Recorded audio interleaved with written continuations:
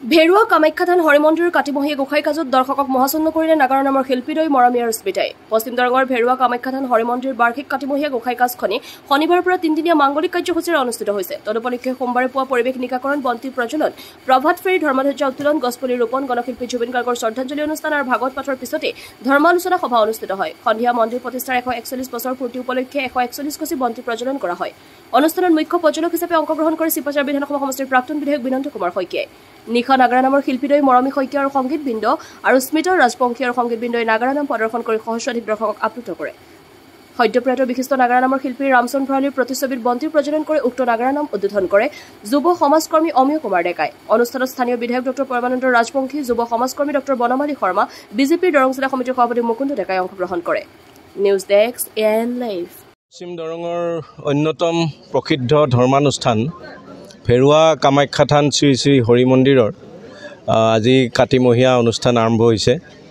পৰম্পৰাগত এই অনুষ্ঠান প্ৰতি বছৰে এই ৰাইজে পালন কৰি আহিছে আৰু এইটো লৈ গোটেই গাঁওখনতে উখল মাখল পৰিৱেশ।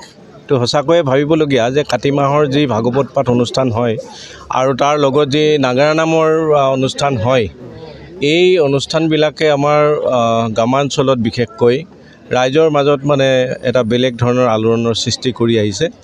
আজিও ইয়াত তাৰ ব্যতিক্ৰম আমি দেখা নাই।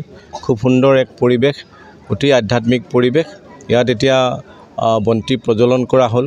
এই পবিত্ৰ মন্দিৰটোৰ 141 বছৰ বয়স, মানে প্ৰতিষ্ঠা হোৱা 141 বছৰ হৈছে আৰু ইয়াত ৰাইজে আজি 141 গছি বন্তি প্ৰজ্বলন কৰিছে। আমাক এই বন্তি প্ৰজ্বলনৰ এটা দায়িত্ব অৰ্পণ কৰি মাতিছিল ৰাইজে। মই আহি খুবেই ভাল পালোঁ আৰু মোৰ নিকটৱৰ্তী মোৰ গাঁৱৰে এই অনুষ্ঠান, গতিকে ৰাইজৰ লগত মই সদায় সততে জড়িত হৈ থাকোঁ। আহি খুবেই ভাল পালোঁ আৰু মই আশা কৰিছোঁ আৰু দুদিন এই অনুষ্ঠান আছে ইয়াত, অতি সুকলমে খুব ভালভাৱে এই অনুষ্ঠান হ'ব আৰু ইয়াৰ পিছতে মানুহ খেতি চপোৱাৰ কামত ব্যস্ত হ'ব। গতিকে মই ভাবোঁ এই অনুষ্ঠানে গোটেই অঞ্চলটোলৈ শান্তি, সম্প্ৰীতি, ঐক্য এইবিলাক, এই বাতাবৰণবিলাক আমাৰ ৰক্ষা কৰি যাব।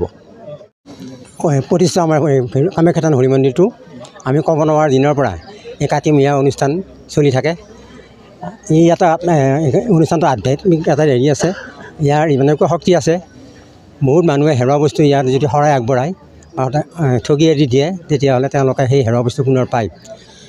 কিন্তু এটা অতি পৰিতাপৰ বিষয়, আমি এনেকুৱা পুৰণা মন্দিৰ এটা, মাটিও আছে ইয়াৰ প্ৰায় 2 বিঘা 5 লেচা মাটি, অথচ আজিলৈকে আমি চৰকাৰী সাহায্য, যোৱা বছৰ মাত্ৰ আমাৰ প্ৰাক্তন MLA 2 লাখ টকা দিছিল, তাত বাহিৰে আমি কোনো ৰাজ সাহায্য পোৱা নাই।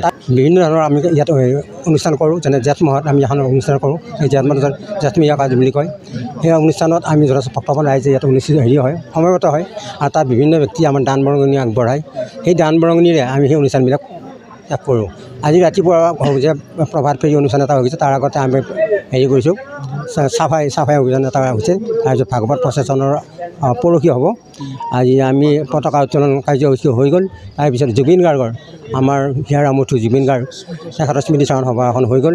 তাৰপিছত যিসকল ব্যক্তিয়ে আমাৰ সহায়ঘৰ সমিতিৰ যিখন সদস্য আছিল, সেই আমাৰ মাজৰ পৰা আঁতৰি গৈছে, সেইসকল ব্যক্তি আমি এটা স্মৃতি চাৰণ অনুষ্ঠান কৰিছোঁ।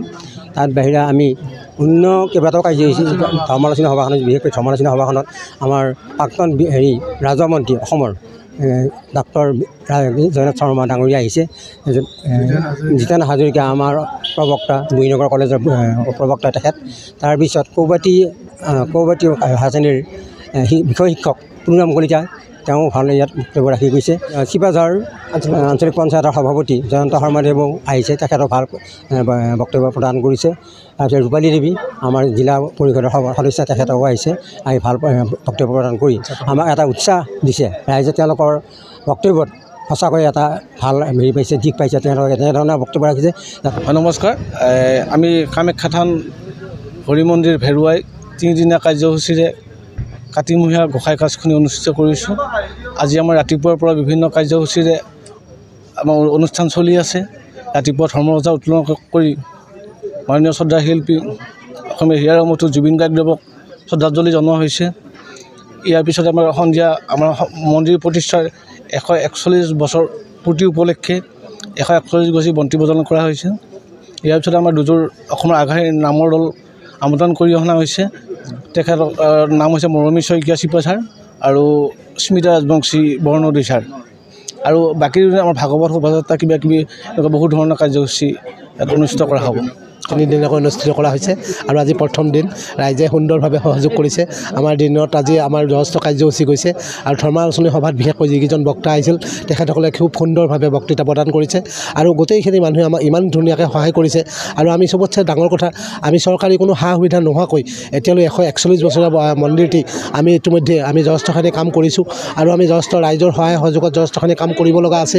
সেয়া আমি অনুষ্ঠানভাগীৰ লগত আজি সকলোকে আমি আহ্বান জনাইছোঁ যে আমাৰ অনুষ্ঠানভাগীৰ লগতে আমাৰ মন্দিৰটোৰ যাতে দুপক আগবাঢ়ি যায় সকলোৱে সহায় সহযোগিতা কৰিছে। আমি ধন্যবাদ জনাইছোঁ ৰাইজক। যিকোনো খবৰ বিজ্ঞাপনৰ বাবে যোগাযোগ কৰক 7896121996।